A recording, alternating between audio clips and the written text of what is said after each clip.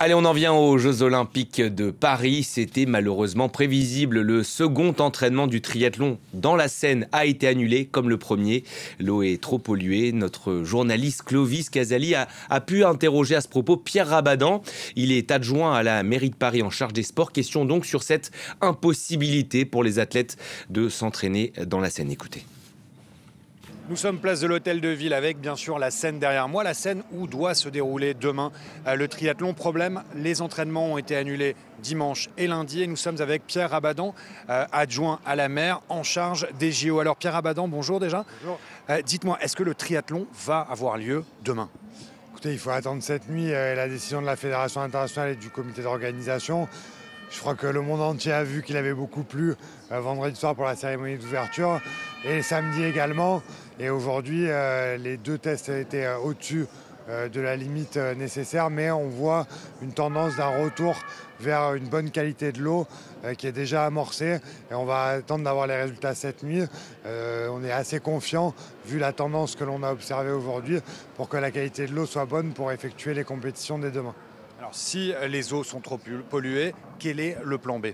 Alors le plan B, ça s'appelle des jours de contingence, c'est-à-dire qu'on est capable de décaler la compétition de demain, parce que le triathlon s'étale sur 3 épreuves et 3 jours différents, puisqu'il y a le triathlon femmes, le triathlon homme, puis le triathlon mixte. Donc voilà, on est capable de moduler différemment, parce que la Seine, c'est un élément naturel qui réagit à ce qui se passe dans la nature, et notamment quand il pleut beaucoup. Donc voilà, il faut qu'on revienne vite à la normale, ce qu'on peut faire, parce qu'on a fait beaucoup de travaux pour empêcher de polluer beaucoup la Seine. Ce qui est le cas, elle n'a pas été beaucoup polluée, mais il a tellement plu sur un temps court qu'il y a évidemment une petite perturbation qui devrait revenir à la normale dès demain. Alors on ne va pas se le cacher, ce n'est pas l'idéal pour les athlètes de ne pas pouvoir faire de reconnaissance, ne pas pouvoir s'entraîner avant leur épreuve de triathlon. Vous ont-ils exprimé leurs inquiétudes ? Alors ils auraient sans doute préféré pouvoir le faire. Beaucoup ont déjà nagé l'année dernière dans la Seine, mais évidemment ils auront l'occasion d'aller faire de la reconnaissance dès l'autorisation demain, si la compétition peut avoir lieu. Et en fait, il y a aussi beaucoup d'athlètes qui ne voulaient pas forcément la faire pour différentes raisons.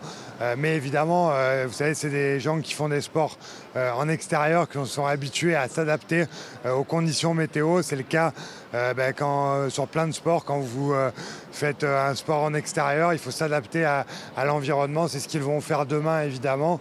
Mais je vous répète que d'abord, nous, on est confiants, et je crois qu'eux, ils comprennent aussi les enjeux et qu'ils sauront s'adapter. On a choisi un cadre unique au pied du pont Alexandre XXX, le Grand Palais et les Invalides. Ils vont avoir des tribunes tout autour des supporters, ce qui n'est jamais arrivé dans les éditions précédentes. Voilà, on a eu une pluie extrêmement forte. Ils comprennent très bien. Notre priorité, c'est la sécurité, évidemment, sanitaire des athlètes. Et c'est pour ça qu'on en est là aujourd'hui et que j'espère la compétition se tiendra demain. Merci beaucoup Pierre Rabadan.